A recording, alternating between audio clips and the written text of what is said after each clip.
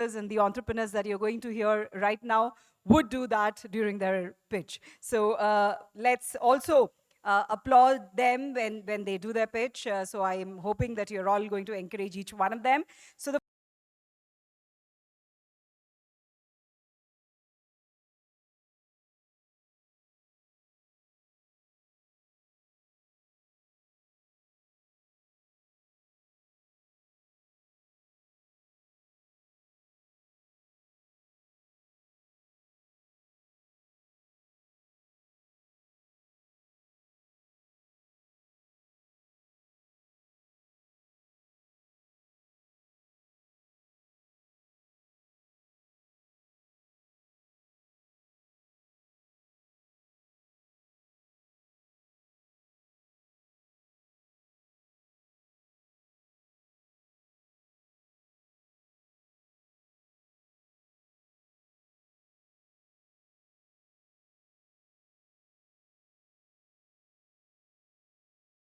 users are government. We are giving decision support to policymakers, then city authorities, river basin authorities. That is how we are positioned in the market today. And our aim has been leveraging AI for intelligence, for climate resilience, and also for sustainability as a whole. We are helping farmers. We have almost onboarded 12 lakh plus farmers today in India. We are working in 10 plus states with the state government in India, including Odisha. And yeah, I mean, that is how we are placed in the industry. And our aim has been very simple. We are here to pioneer the Vikasit Bharat 2047 vision. We have been pioneering it since the last 10 years. And that is how we have been going. And we want to leverage AI for all, add to the socio-economic benefits, and give monitoring systems and other related climate resilient solutions for water sector as a whole. That is how we have been placed. You can visit us in our booth. We are there. I guess time is up. I won't take much time. So thank you, everyone. Have a good day. thank you. Thank you so much. Starting with a woman entrepreneur. Good for that. So we'll move to our next one, which is Aura Shaw Private Limited.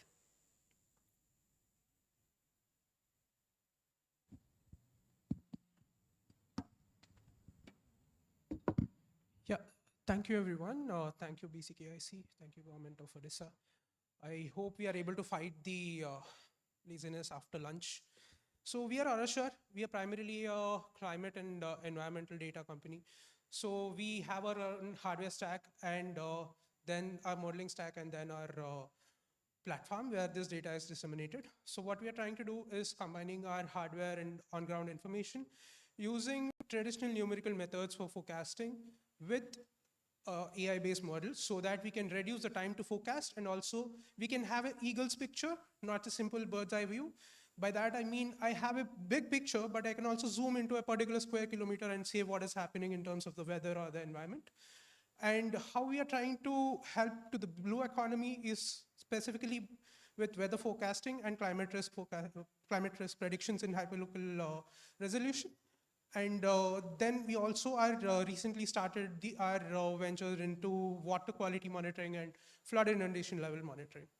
And currently we are in TLN9 and we are working with several smart cities and private and public parties. So one of our biggest flagship projects is the AQI that you see on phones on Google Maps.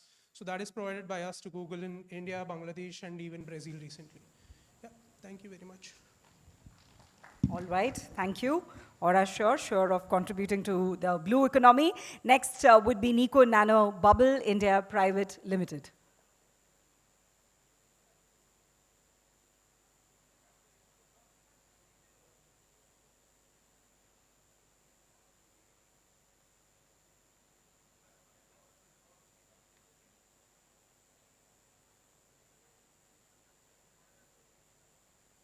Hello, test. Okay.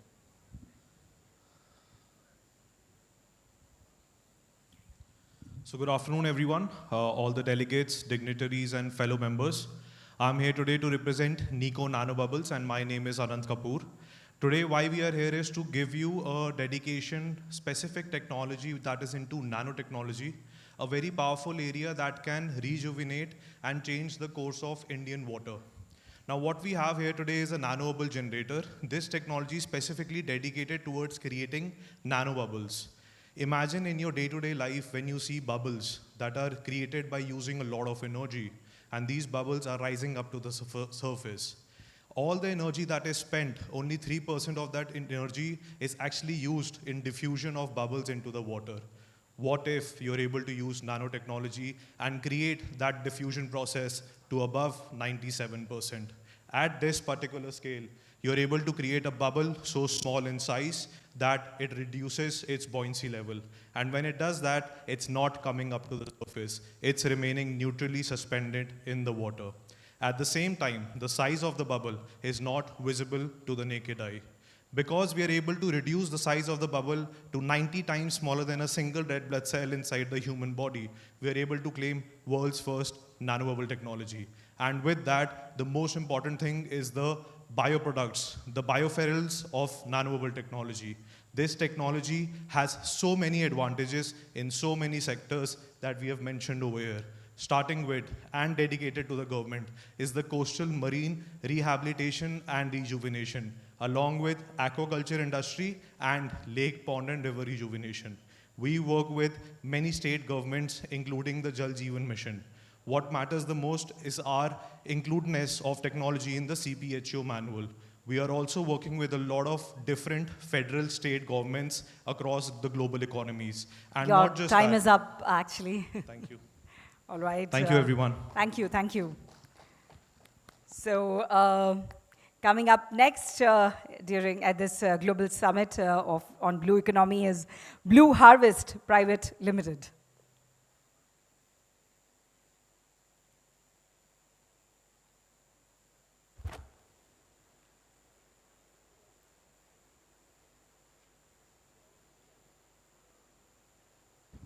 Hello, hi.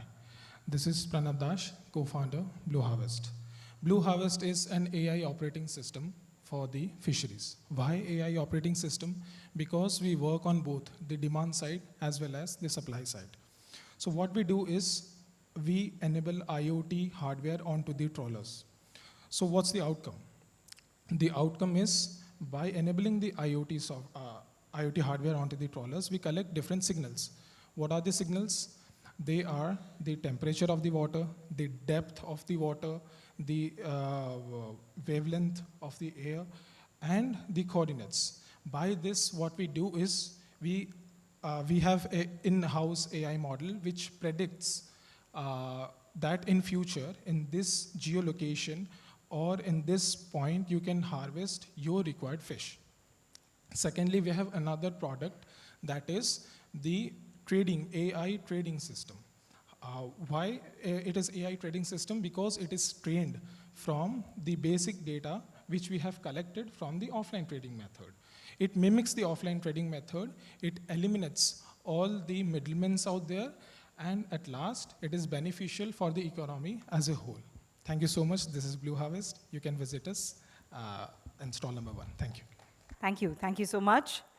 We'll move to the next one, which is Credor.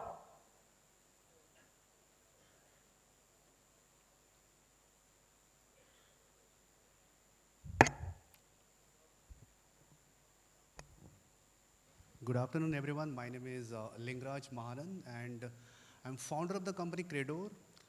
In 2025, around 25 trillion US dollar worth of goods were being traded across the globe.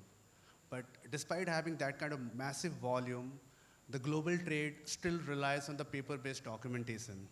In Credor, what we are doing, we have built a digital infrastructure that helps the stakeholders like the banks, the shipping lines, carriers, importers, and exporters exchange the documents digitally and in a legally valid way.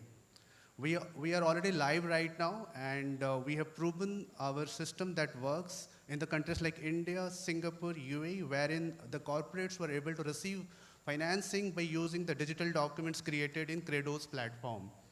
Thank you. Thank you. Well, before time.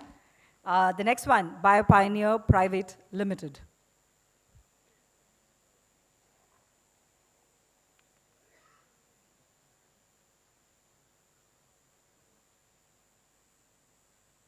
Hello.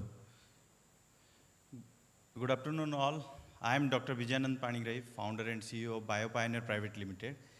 As you aware and know about the India is a coastal rich area and the millions of peoples are depends on the coastal dependent economy, and one of the major economy is the shrimp related cultivation and farming. However, this particular economy is highly gamble because of the white spot syndrome like viruses, and people are hesitate to do sometime because 40%, even if Odisha also 40% farmer are left this job.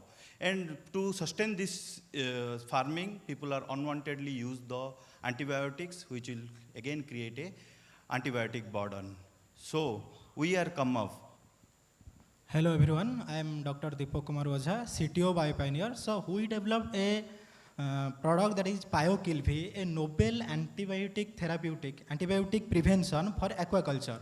That is based on the protease inhibitor technology, and our technology is 100% antibiotic free, which is certified by Coastal Aquaculture Authority, non-toxicity, and is focused on the restoring the sustainability in shrimp farming. By replacing the antibiotic with precise antiviral, we aim to protect shrimp health as well as safeguard the livelihood of farmers and also reduce the AMR burden on our ecosystems. So our vision is to sustainable farming in the shrimp aquaculture. Thank you. Thank you. Thank you so much. We'll move. Yeah, I mean, yes, I like the second row because they have been applauding for all the entrepreneurs here. So a big round of applause for them. But the others, please catch up. You have a lot of catching up to do. Kindly applaud for them. So we'll move to the next one, MarineZen Private Limited.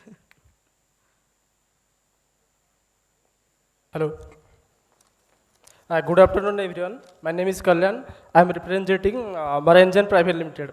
India has a massive demand for premium seafood, yet traditional crab farming suffers from low survival rates, inconsistency quality, and limited scalability, making it difficult for farmers to achieve stable income and for the industrial to meet global export standards. At MarineZen, we are transforming crab aquaculture through vertical farming powered by recirculate aquaculture system with integrated AI and IoT with blockchain technology. Our system converts water crab into good export level crabs to soft shell crabs in a controlled and intelligent environment, improving survival rates, maximize productivity, and districtly reducing water consumptions. These innovations enable year-round production, higher profitability for farmers, and a sustainable seafood supply chain directly supporting India's vision as a technology-driven blue economy. Thank you. Thank you. Thank you so much. We'll move to the next one, which is Omnimac.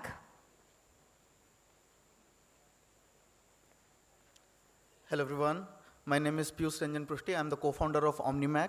We are a physical AI startup. We work on different kind of edge AI solutions, and we develop different kind of deep tech, cyber physical autonomous systems at the cross section of digital engineering, the software layer, embedded systems, the hardware layer, and sustainability. So using all these three different technology pillars, we develop different kind of autonomous indigenous solutions, which are military grade, and we develop different kind of capability-based solutions at the core and completely indigenously from India.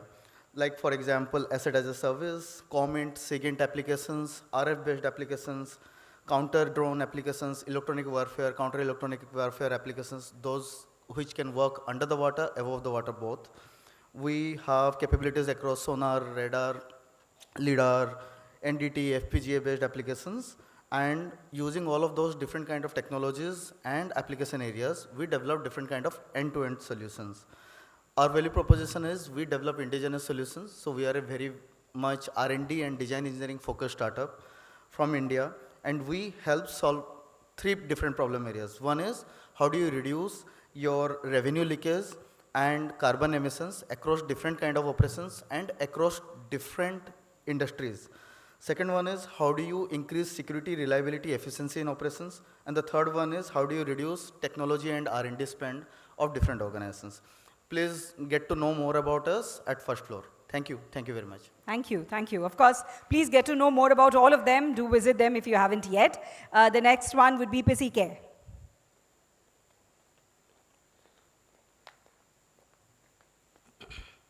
Good afternoon, ladies and gentlemen. This is Sambit representing PCK Private Limited.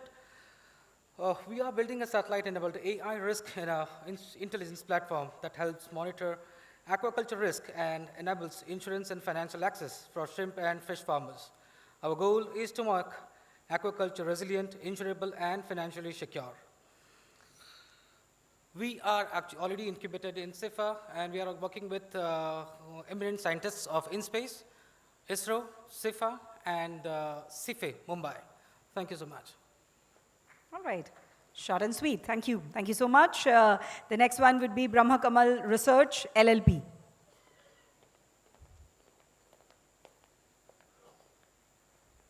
Well, good afternoon, everyone, and thank you for the opportunity. At Brahma Kamal Research, we are building a sustainable blue economy by unlocking the untapped potential of seaweed along the Indian eastern coastline, particularly in the Odisha part.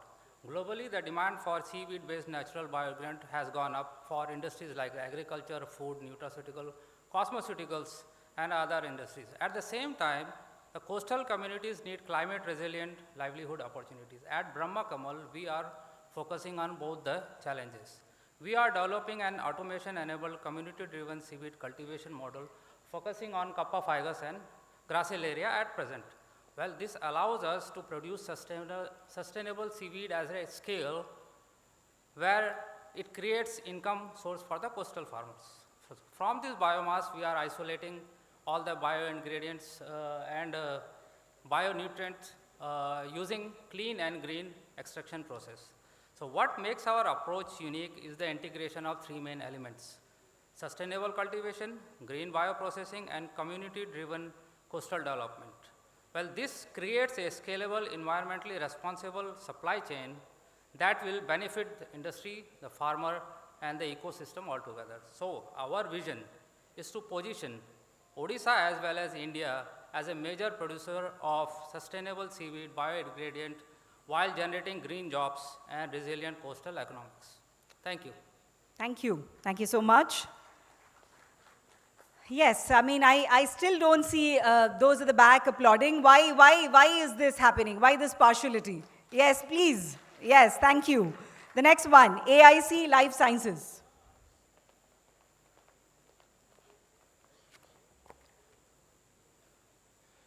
Good afternoon all. Aquaculture, especially marine aquaculture, lose billions due to the vibriosis, and vibriosis is mostly not detected in the early stage of the shrimp culturing, where in the later stage it becomes complicated and it's open door for the more severe conditions.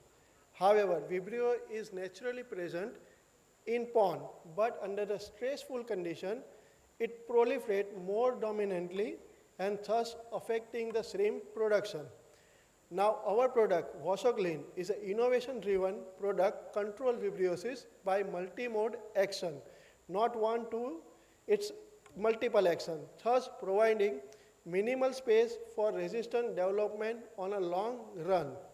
The Wasoglean reduced more than 70% vibrio count in 48 hours, thus improved the water hygiene, growth, and profit of farmer.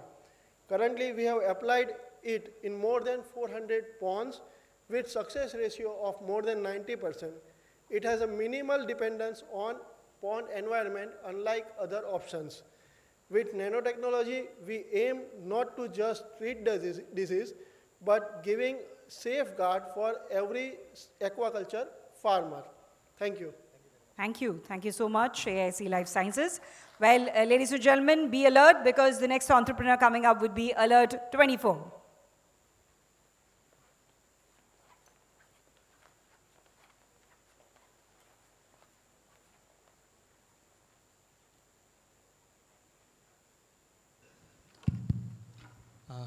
Good afternoon, everybody. The respected people who are presented in front of me. We are from Alert 24. India is suffering with one of the biggest pain point. Every year we lose closely 1,200 fishermen in the deep sea which we can't able to track and trace these ones. Here, present existing life jackets will only help you to float, but it doesn't tell you where you are, in which direction you are moving, and what is the locations of your lost thing. We built India's first GPS tracking smart life jacket, which not only detects, it can track, trace, and communicates to our central monitoring systems, where we can able to be track exactly what are your locations and which directions you are moving. And recently, we have done more than 40 times deep sea trials. And not only this one, we have done the trials with AP Tourism too. And recently, we are selected by the IIT Madras as the top 5 Maritime Safety Award. And the Philippine Innovation Society has given us like a Best Maritime Safety Award too.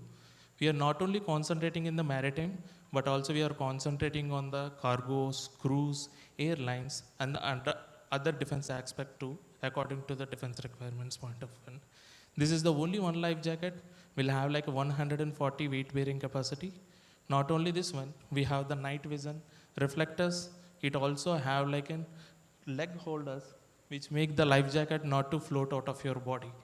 These are the few features we have done, properly doing the hard work, and also the proper test cases from the natural disasters force, and developed this product.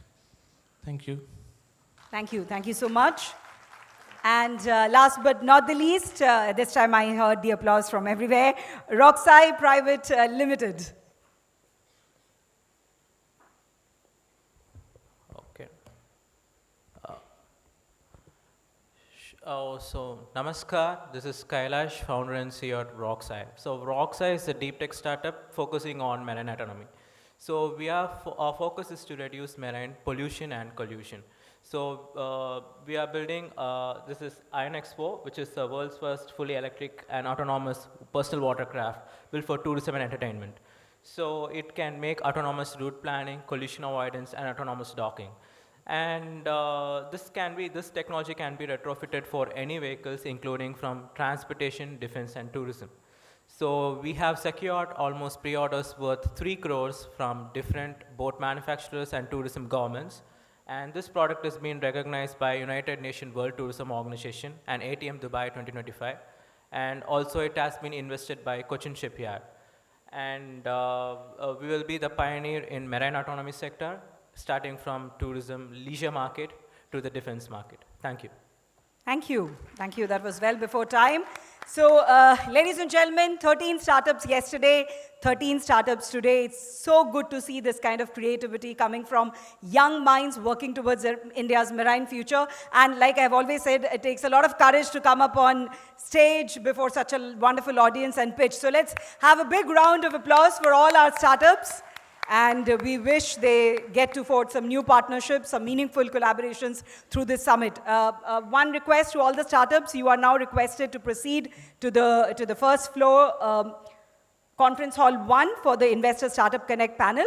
And as we have already informed that now we are going to move into the parallel session segment, so there's nothing happening in the main hall here right now. We'll have 3 sessions taking place simultaneously, the Investor Startup Connect panel, Conference Hall 1, first floor, faculty and student innovation presentation, meeting room 1, first floor, and the CCIMA stakeholder engagement will take place in meeting room 2, first floor. We have already informed the name of our session chair and panelists, so we request everyone to proceed for that, but please be back by 3:35, latest by 3:40 p.m. We are running 5-10 minutes behind schedule. We want to catch up for the Convergence session, followed by the valedictory ceremony. So we will request everyone to kindly stick to the 35-40 minutes of margin to wrap up their session and come back to the main hall so that we can start with the Convergence session. Thank you so much.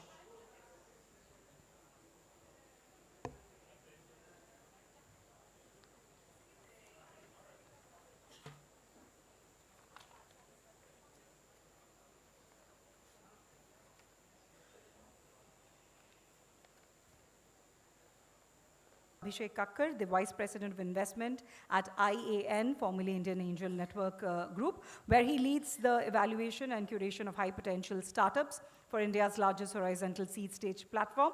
A seasoned investment specialist and former entrepreneur, he brings extensive experience from his previous roles at Vassar Labs and 91 Springboard, where he designed structured programs to catalyze the growth of early stage tech ventures. And we also have with us Dr. Ramji Palela, Senior Consultant at ISBA and former CEO of the Atal Incubation Center, CCMB, a scientist turned innovation ecosystem builder with expertise in marine biotechnology and life sciences entrepreneurship. He works extensively in strengthening the IP-driven innovation ecosystem. So this is what the panel looks like. As you can see, a very interesting mix from academic, NGO, industry. So we are looking forward to a wonderful discussion. I believe we are waiting for one or two panelists, and then we should be able to start.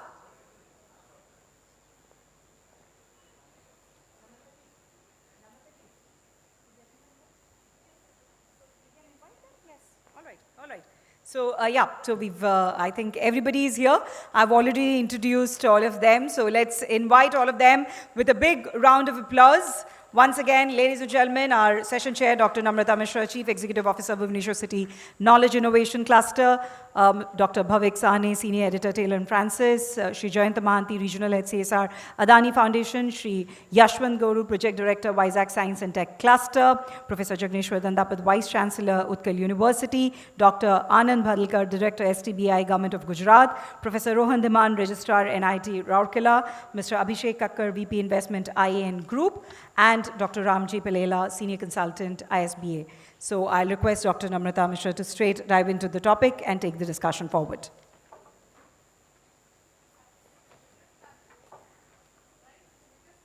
Yes. Anyways, my voice is very strong. I think there's a mic there. There's a mic there? I'm seeing. I'll try. Can we have one more hand mic as well, so that, there are a lot of speakers. One more hand mic, please.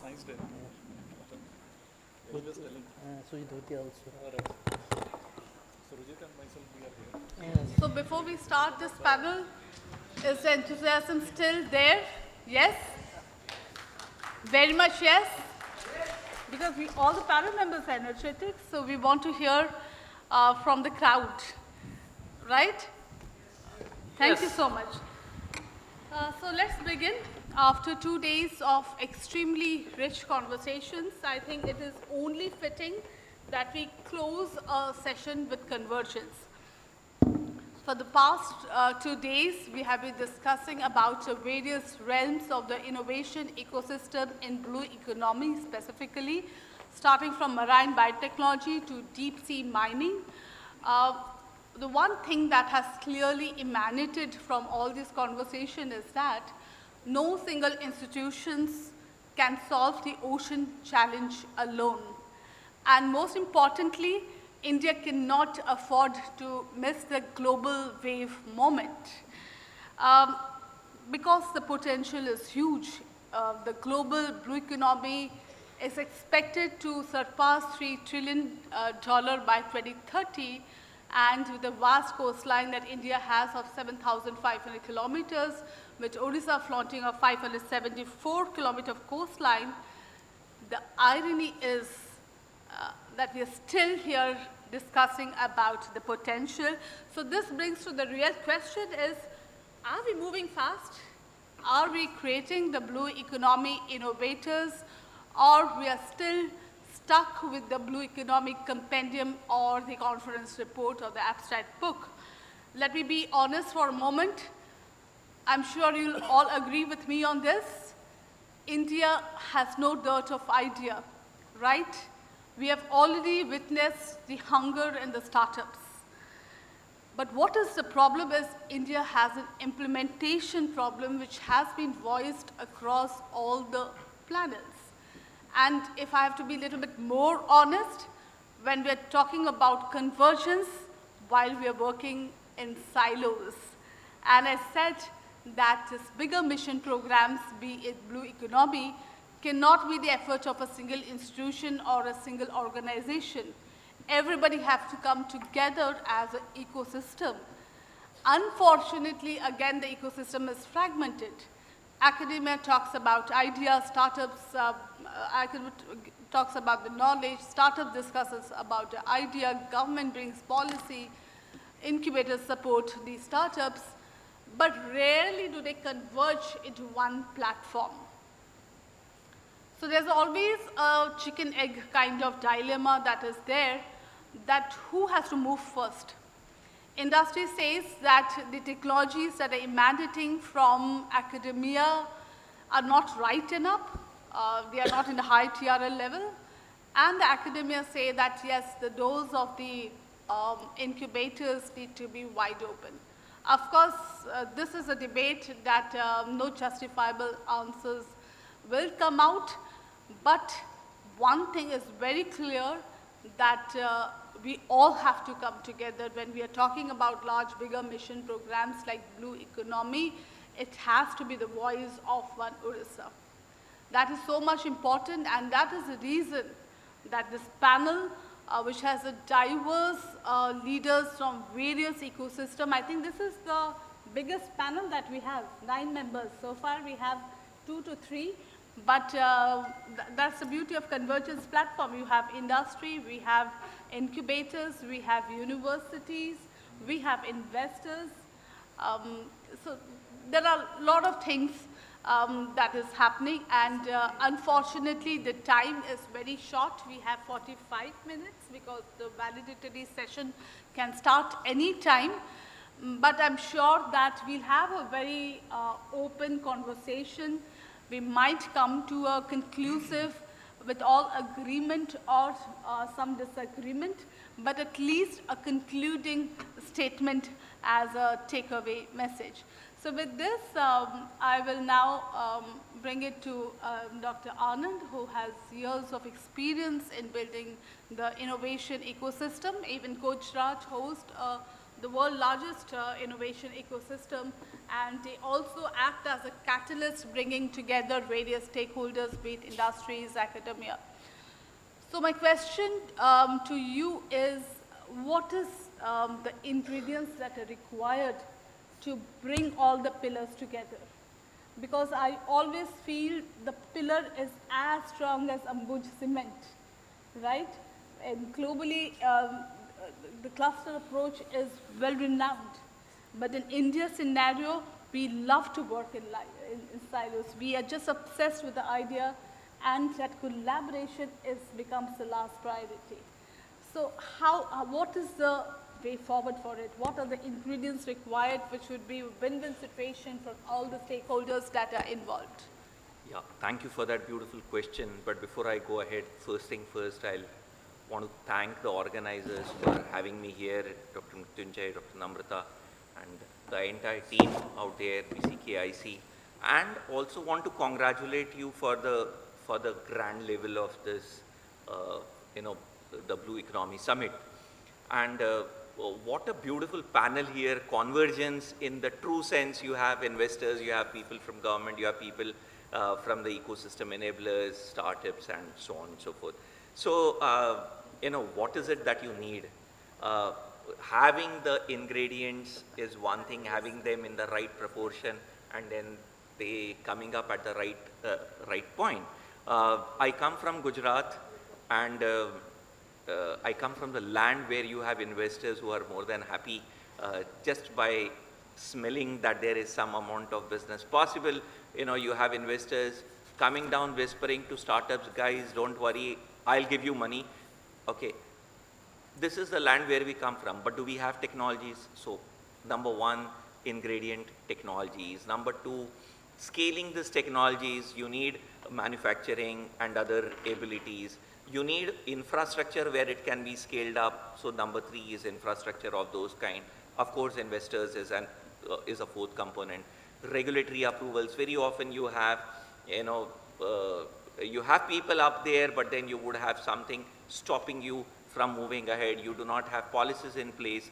One of the aspects, for example, the leasing policy of we were having a discussion about seaweed cultivation in marine spaces. Do we have policy for leasing out sea waters, some areas in sea waters? So these kind of policies out there. So this is, and of course academia, manpower to be ready, the mindset to be ready, the social mindset out there. For example, certain communities out there are not that ready when it comes to seaweed or this kind of probiotic, even probiotic products per se. So given all of these things, there are a number of ingredients that make up. Here in this convergence, can we come up to some agreement that, okay, let us pull up all those who are ready and let us try and take this thing forward. Without we coming together, you cannot dream of Viksit Bharat at 2047.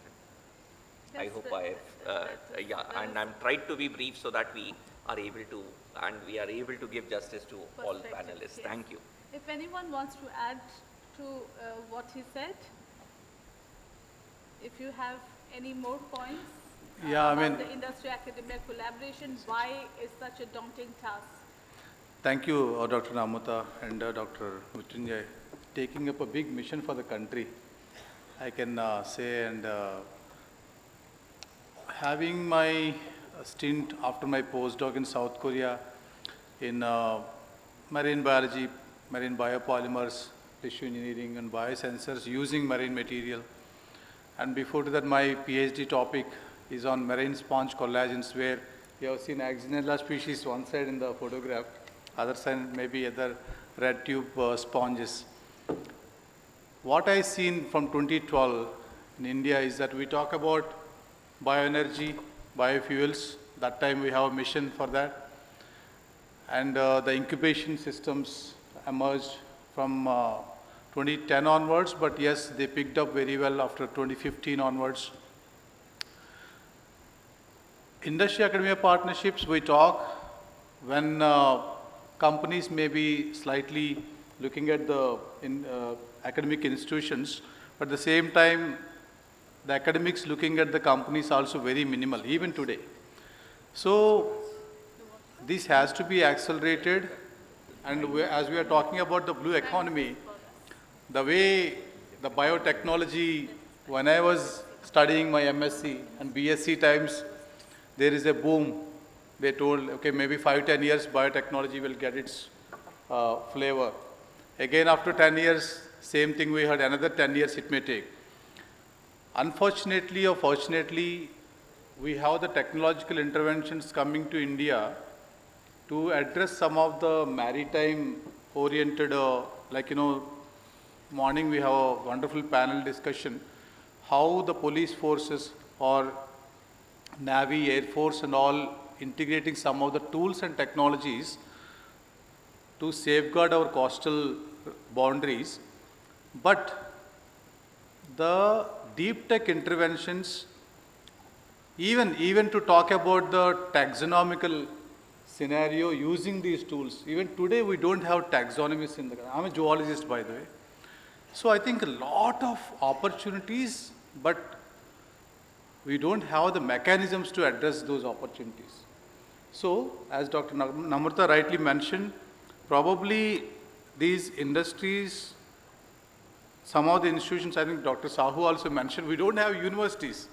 No marine universities, many, and no such a thematic or focused approach for these marine interventions. Maybe I think we all can recommend BIRAC and DST to focus on the marine-based or blue economy-based calls, so that we can have more such innovators and academics and startups coming together. That is actually bridging the gap there. Yes. There's a question for it, but yes, you rightly pointed a very important thing that it should be a win-win situation for all the stakeholders. That's only collaboration, partnership becomes sustainable and going forward. Because we can't go to government and say that we need funding, because even the government has their own agenda which they need to fulfill. The same goes for the industry. So if this amalgamation of both the resources from industry, government and startups comes at a very initial stage, they understand what is the requirement of the industry, I think that decreases the roadmap of the innovation journey, because you've seen many times that the technology is very good, but when it reaches to industry, their perspective is different. So again, they have to reinvent the wheel. So now government is coming that for any innovation technology that is coming from the startup side, you need to have a deployment partner in place right from the beginning, so that you know very confidently there is a taker, and you work with a structured approach. Things are changing, but yes, the link need to be more stronger and stronger. So with this, now I move to Dr. Ramji, who has, again, years of experience in the incubation ecosystem, working as a CEO in the CCMB Hyderabad, and now moved to president to play a very leadership position in ISBA, which connects all incubators. Tell us, how does incubators can run together to support such emerging sectors like blue economy? Because if you see, there are not many incubators which are focused on marine. There are many who are working on health tech. There are many who are working on agri-tech. So can we have a combined incubator network where a lot of opportunities can come, be it innovation challenge, grand challenge programs, hackathon, ideas, and that will be a hub for any young entrepreneurs who has an idea to come and discuss. So that hub, that interconnecting link is missing. So what's your perspective on that? Thank you, Dr. Namrata. In fact, for the audience purpose, what is ISBA? It's Indian Science and Technology Entrepreneurship Parks and Business Incubators Association. So it's a simplest terms, All Indian Incubators Association that we have in the country. More than 250 members are there, incubation centers are there. So, you know, I represent ISBA, and Dr. Mrityunjay also served as Vice President earlier, and Dr. Anand Badlakar and many others. So, we try to actually accelerate the startup ecosystem directly or indirectly by addressing the ground level challenges that we have. The thematic areas you rightly mentioned, you use the word hub, and ISBA is also having an ISBA hub now, is a platform. I think this is a good idea to uplifting these kind of areas specially, and segregating some of the, I mean, not to isolate them, but thematically we can actually help those incubators which are working on the marine sector. Absolutely, a connecting link of all Yeah, so what is actually triggered to my mind, and we recommend definitely to our board as well, and also we'll be having a special discussion to set up some marine based incubators, because, you know, we have institutions, they're kind of, you know, working in a staggered manner, starting from my PhD days about 20 years before, also CMFRI, SICRI, CIRI, and also, of course, NIO, I kind of get help by some of the scientists out there for marine samples analysis and all. The taxonomy, for example, you have to send the samples for depository purpose and everything. So I think we have to create a mechanism through incubation network, and also recommending to government that, you know, identifying some 3, 4 or 5 satellite centers, maybe of course starting with the Bhubaneswar, like KIT can be actually, yeah, Bhubaneswar can be, you know, kind of hub. There you have to identify again sub areas, you know, on some maybe in the tech side, some maybe in the deep diving into the mol bio side, because, you know, we have strong strengths of the country in the molecular biology and all these areas, but unfortunately we are not actually relating to the marine ecosystem in a bigger way. So I think incubators can be identified in these centers. I think government can look at it so that we can actually nurture them, strengthen them with the capacity building, at the same time working with the government agencies to release special calls to promote those particular marine innovation economy based calls. No, absolutely, you're correct, because now, I'll give an example of KTBI, we are sector agnostic. Yes. But now the focus is more on a particular sector. For example, ILS is focused on biotechnology. Yes, yes. IMMT focused on deep sea mining. So if you all come together and leverage the strength and resources of their own organization, then things become easier. So they don't have to, startup doesn't have to hop, and that I think gone are those days where we used to fight for startups, they belong to our startups. Now even we say that you are free, all incubators say you're free to collaborate and co-incubate. It's the right as time. many of sectors. It's the right time actually. It's the Probably right you can time. do this. So that is something I think is a wish point, that we have a blue economy supported incubator network platforms, where under which Grand Challenges program on blue economy, hackathons, hydrothons, a lot of thematic areas focused on this emerging sector can be done. Because if you see 10 years, 15 years back, healthcare, AI was never the priority for this part of the country. But it took years. So somewhere the first step has to be taken. So if I quickly Yes, come in please, over here, very well said, Dr. Ramji, and you know, at least from Gujarat, I'll be happy to sort of come in and tell you that we will be happy to join hands. Let ISBA come up. Let you know, you have BCKIC here, and we have a 2,000 kilometers plus of coastline. Believe me, the terrain out there in Mandapam is very different from that you get to see in Odisha or that you get to see in Gujarat. So I think all of them have their different strengths, and we would be happy to join hands. We would be happy to collaborate, and let us see how do we take it forward. So that was number one. Number two, you mentioned about the human resources and absence of university. So we have Gujarat Biotech University, Lilani Sahab, if you can just raise your hand. And so we have Gujarat Biotech University here. We have a dedicated department in marine biotechnology. We are committed to develop a workforce in this across all different, I mean, depths and the width that you need into this, from sensors to you know, molecular biology or whatever that it takes. So all of these are coming up. Number three, we have a huge growth fund. I was talking to Abhishek ji. We have a growth fund ready, is being announced by Government of Gujarat for startups, especially into this spaces.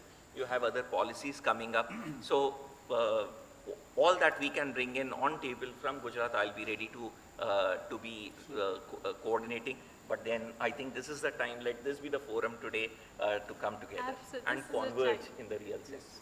Because shared resources, shared think tank is what is needed. Let's stop redundancy and look for the gap areas and fill it accordingly. Now my question to Mr. Abhishek Kakkar, who is from the investment side, the only one from the investor. There's another investor panel that is happening, but I said that this is a missing link in this panel. We need to have an investment, because in the global summit, startups play a very pivotal role.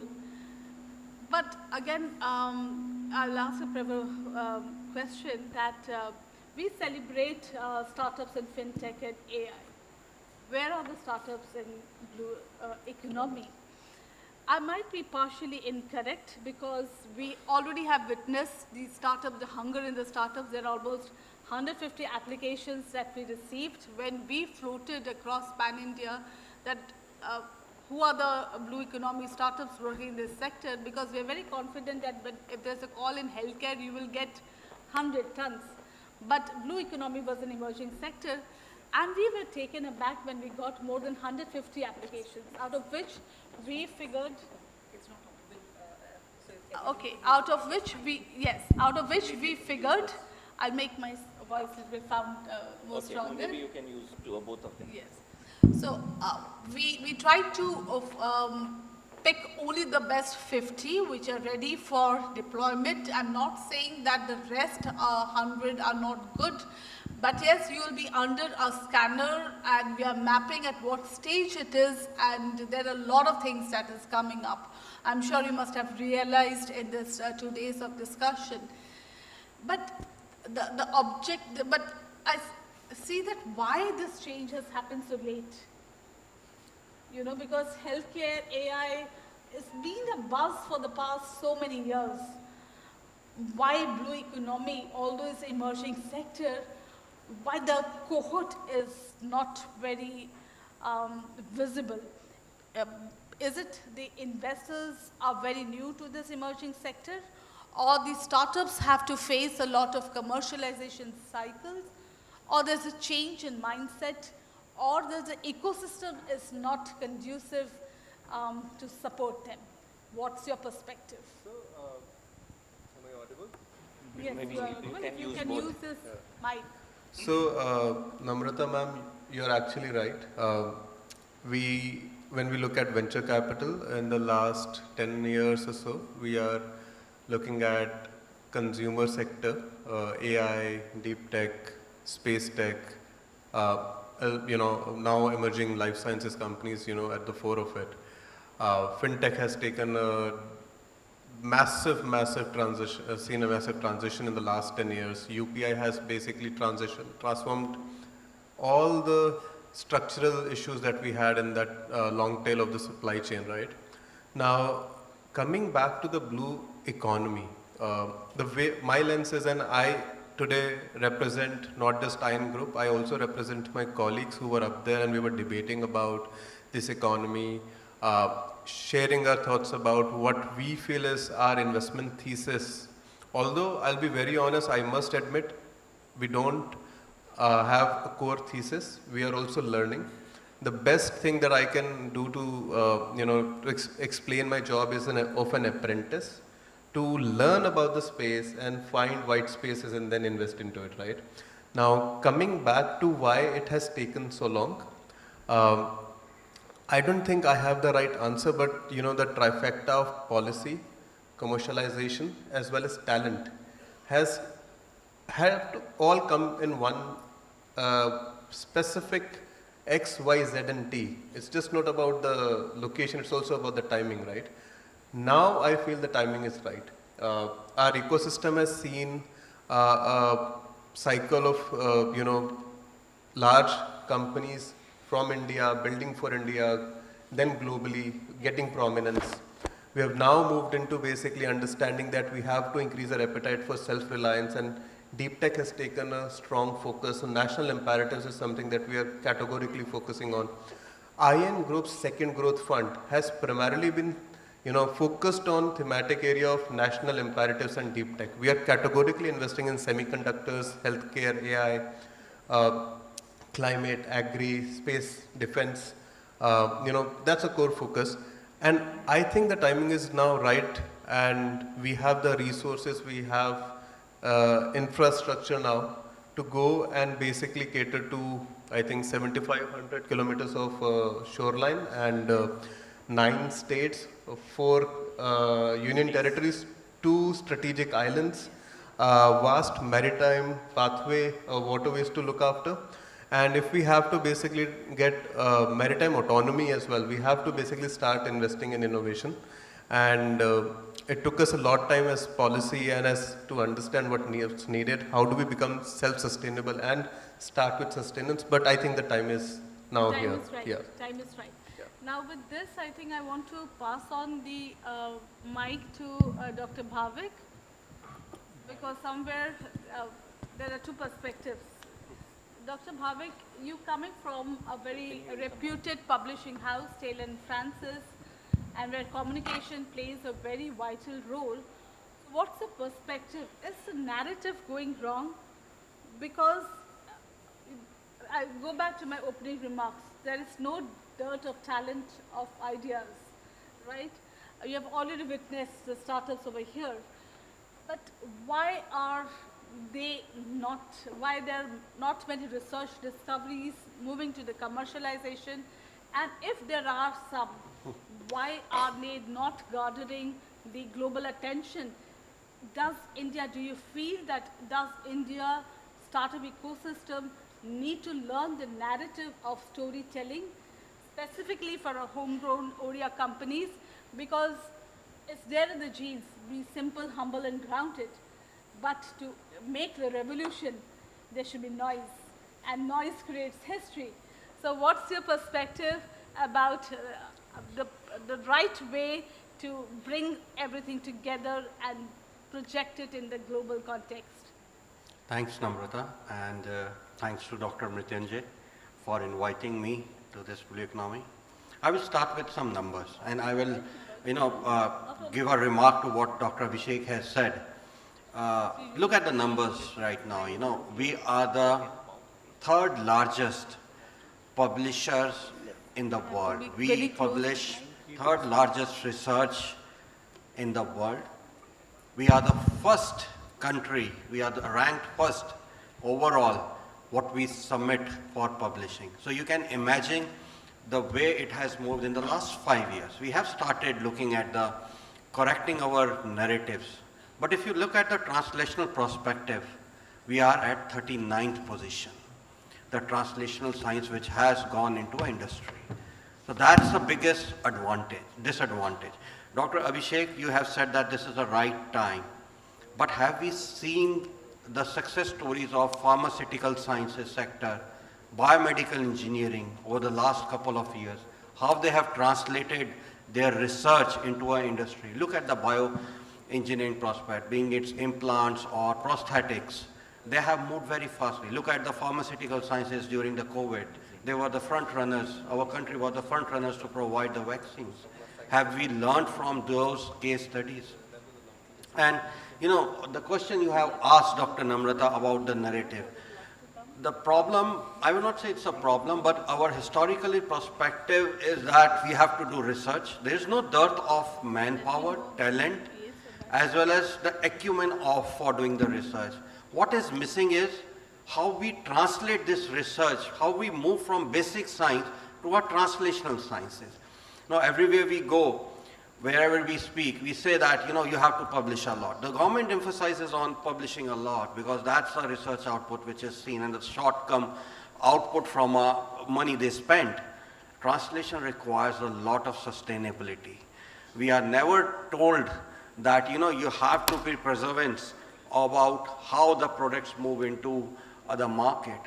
Have you said about narrative? We have learned that the hard way, I would say. We have learned through the hard ways that narratives plays an important role. If you ask any scientist sitting there, they would be very good in their technical terminologies, the processes they do in their lab. But if you ask them what is the commercial value, they will struggle. And that's the biggest problem, that the government doesn't want to say that, you know, that we should also give equal importance to the translational perspective. Your patents, your translational products will have the same value as your research paper will have. There should be a scoring matrix for that. You know, how your product has moved into the industries. And the groundbreaking research is not that they are technically sound.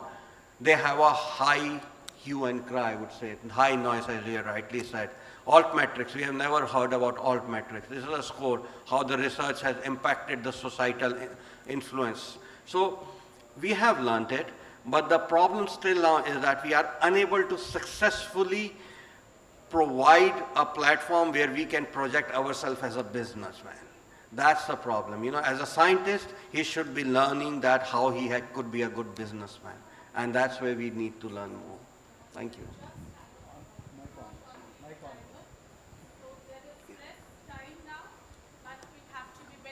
In our response. Now turning the table to academia, the genesis of research discovery, we have two eminent leaders from two organizations, Professor Dhanpat, who is Vice Chancellor of Physical University, and Professor Rohan Dhiman, who is the Registrar of NIT Rourkela. Since two of you bring a very rich experience about teaching as well as policy making in your own university setup, my question to you is, when we are talking about innovations, about breakthrough innovations, we cannot ignore the change makers, the students who are going to drive the future economy. So are universities prepared or has any curriculum to teach the young researchers about the new priority areas like blue economy, or we are still stuck with the old curriculum that we are facing? And what are the new initiatives that the university ecosystem is playing? So this is a question to both of you, Professor Dhanpat and Professor Rohan. I request if you be very pinpoint to the answer. Yes. Yeah. Thank you, Namrata Madam, and this organization of this Global Summit on Blue Economy for inviting me over here. So it's a very nice and very tricky questions that having my experience in institutes, that is your Centers for Freshwater Aquaculture for 6 years, Then my association with the people from National Institute of Oceanography, NIO Goa, since 1994. Then switching to academic, code academic. So my experience is that sustainability is very important, whether it is the academy or industry. And last 20 or 25 years, we have only adopted the traditional program, say in the life sciences, zoology, botany, marine biology, microbiology. Very recently, maybe last 10, 15 years, 20 years, we have ventured into biotechnology, bioinformatics. But this blue economy and that curriculum, lot of integration is required. So we have, say, think of in the state of Odisha, we have only one program in marine biology, that is in one university, public universities.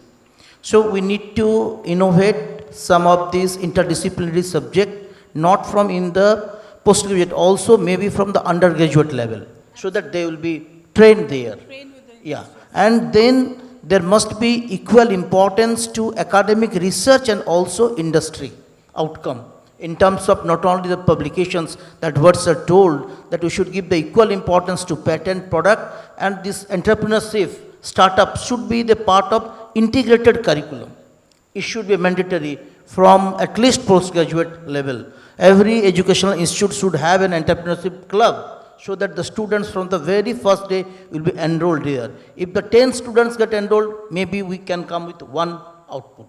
And both academy, industry, government all should give a complementary and networking effort for a sustainable blue economy and sustainable outcome. It takes time, but time has already come. Government has taken some proactive role to link academy and industry. We have to foster it further. Yes. Thank you. Rightly said, I think gone are those days where impact was measured with numbers. Now impact is measured with the right solutions coming to the real life round. Professor Kamal. So good evening everyone, and I must thank the organizers, Dr. Swar and Namrata ma'am, for having me out here. And taking cue from Professor Dandwat, what he has told. So I come from an institute where engineering is the core discipline. So we have core engineering branches, and we also have the science departments, planning and architecture, school of management. But it was the lead in the year 2008 when Department of Life Science was also established in NIT Rourkela. And currently we are working on various different disciplines, and marine biotech is one of the lead group where we do research. And it is, as Bhavik has already told, so it is at the level of the autonomy that is given to the institutes, and NIT Rourkela is using that one to optimum level, and whether that is introduction of the national education policy, whether it is the introduction of new professional electives, and marine biotechnology is one of them, because we have our biotechnology and medical engineering also. And also, since we have discussed that many of the institutes, they work in silos, and many of the labs, they are working in silos. So in that line, I must congratulate Government of Odisha, because recently from Science and Technology Department, I think so you must have heard about, Ombric is one of the proposal, one of the center that has been established, which is Odisha Marine Biotechnology Research and Innovation Corridor, where the 6 institutes, they are coming together. And they are, we are proposing to have the marine atlas and also various different, potential outputs that we can take. So out of those 6 institutes, NIT Rourkela is one of them. And I think so that is very a great initiative from the state governments. And apart from that, even 1 decade before, we have the Foundation for Technology Business Incubator, where 100+ different startups, they are also there in our institutes. And many of them, they are going to the patenting mode, and also we have now done the tech transfer also. And I also think the academia, they have to come forward, and with the changing scenarios, we have to also adapt to the new demands as far as our curriculum is concerned. Curriculum revision is required, and that is very often we have to do with inclusion of the industry partners also as far as our curriculum is concerned, and that is what we are doing in our institutes. And I hope that in changing times, this will be really very important, and also will take forward this message of blue economy to a higher level. Thank you. Thank you so much. And this is a message to all the girls and boys. We were also one time on the other side of the table like you. So stop complaining about that trivial matters, that classes are not getting over or the faculties are, they are not in time. Rather than that, look for enablers. There's so much of enabling ecosystems around you which we didn't have in our time. So this is the time. Take the responsibility. Don't feel abashed when you're looking for mentorship, be it a man or a woman, but go and interact and network. That is so very important. So now I think we are moving to corporate. There's a Jayant Mohanty, Regional Head of CSR Adani Foundation. Jayanji, when we talk about convergence, corporate participation plays a very vital role because you bring the scale, you bring the infrastructure, you bring the capital. But we have seen many times that innovations emanating after the product development, deployment becomes an issue. Things are changing, of course, now with the CSR vertical of corporate being so strong. You let us know that how this change that has happened from CSR looking only into conventional social impactful projects and now opening their doors to deep tech innovations happening from the startup side and helping them in piloting. Because it is useless if our research is tapped in the lab and never reaches the end users, and industry plays a very vital role. So what is your perspective on this? How is Danny Ports trying to support the young entrepreneurs?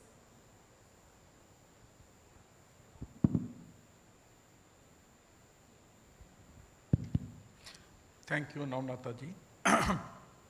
Thank you, BCKIC, for giving Adani Foundation an opportunity to present its view on innovation, the blue economy. You see, I am listening to different experts since morning, and when we are talking of blue economy in Odisha, Adani group of companies have a major stake here because we are operating 2 ports, Dhamra and Gopalpur. And you see, we, besides economic growth, the goodness is also very important. That is the philosophy of Adani Group, growth with goodness. And the goodness part is taken care of by Adani Foundation.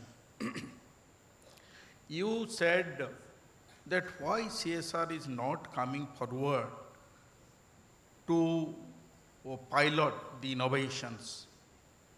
Actually, in Adani Foundation, we have, I am attending this second meeting here, we have given chance to the startups. So those kind of, because doing things in a traditional way and bringing new ideas to implementation, because ultimately test and proof concept, so that is very important. It has to be tested and proved that it will deliver in the field. Yes. Unless businesses have those confidence, CSR has that confidence, we cannot implement in the field, because return on investment, even for social project, is very important for us. Resources are very scarce. That is one thing. Secondly, you see, skill, that is very important. CSR are into different field. As you know, even under the CSR Act, Schedule 7, there are certain items or certain projects are mandated for the corporates. There one thing is incubation is there, right. Incubators, promoting incubators, and that thing will pick up. This blue economy concept is also new. We are telling port-led economic growth. Today I was listening. It's coastal community. They are very important stakeholder. And how you bring them to the discourse of development. Absolutely, yes. That is very important. And when we are talking of innovation, piloting projects, they have to be part of that. You cannot take any airline. We know airline concept to them, they will not accept it. You know, dissemination of technology, any technology, to the communities, it needs lot of hard effort. So as a CSR, when we are taking some innovations to the community has to also be, they have to have that confidence to adopt those new technology. Understood. So 3 very important points. Collaborate right from the beginning of their product development, cooperation, and sustainable, bringing community engagement is what are the 3 main important criteria that you have to look for, specifically for the social impactful projects. Now time is short, Honorable Chief Guest is already here. So last question to Yashwant, you are from AMTZ, which is also a part of the Science and Technology Cluster from the Office of PSA. So what is your view about the time is ripe for India to have a blue economy innovation cluster, which is actually BCKIC is trying to put a lot of efforts because we have the advantage of the Odisha vast coastline, and now the think tank has been built. So because AMTZ has been a very role model for medical startups. It has end-to-end support system for the startups. But at the moment, if a 17-year Odisha student need to go somewhere with this technology, does India has that infrastructure to support from idea to commercialization? 30 seconds could be, please. Yes. So firstly, I would like to thank the organizers, BCKIC, Dr. Mrityunjay, Dr. Namrata ji, to have me on the panel. Yes, it's absolutely right time for India to grow up as a globally recognized blue economy innovation cluster. If you see all the successful innovation clusters across the globe, whether it is semiconductors, biotech or medtech innovation clusters, they all have this cluster approach where the research, manufacturing, policy and capital coexist in the same ecosystem. Even at AMTZ, we being the medtech cluster, we have the common infrastructure, we have the manufacturing infrastructure, regulators, the investors, the testing labs that are required for manufacturing in the same platform. So this thereby reduces the idea to product stage and the journey to be very short. So blue economy for India has 3 great advantages because of the longest coastline, the 17,7500 kilometers of coastline, the wide range of marine science institutions and the growing startup ecosystem in India. The only thing is the intentional convergence that is required, where we can set up a dedicated cluster with ocean technologies such as marine biotechnologies, coastal resilience and sustainable aquaculture, etc. can all be scaled up, developed and tested together.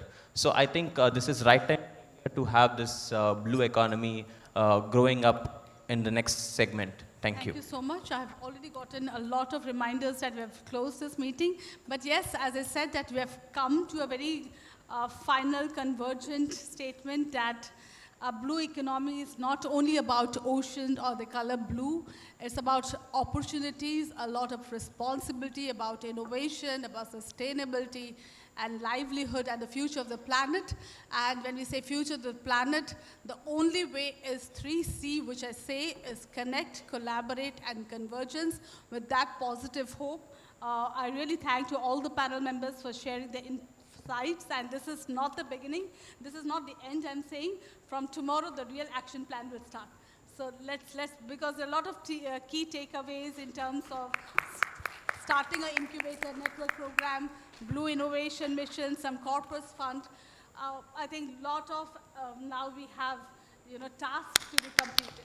Thank you so much. Thank you so much. Thank you so much. A big round of applause for our esteemed panel and our session chair. So thank you once again to all our panelists. We'll be actually, we are running behind schedule, and our esteemed guests for the valedictory ceremony are already here. So we would like to quickly jump into the valedictory ceremony now. So once again, a big thank you to all our panelists.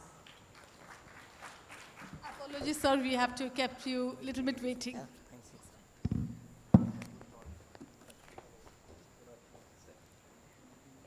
So we'll quickly set the stage for the valedictory ceremony. We already have with us Shri Vishal Dev, Additional Chief Secretary, Energy and Electronics and IT, Government of Odisha. A very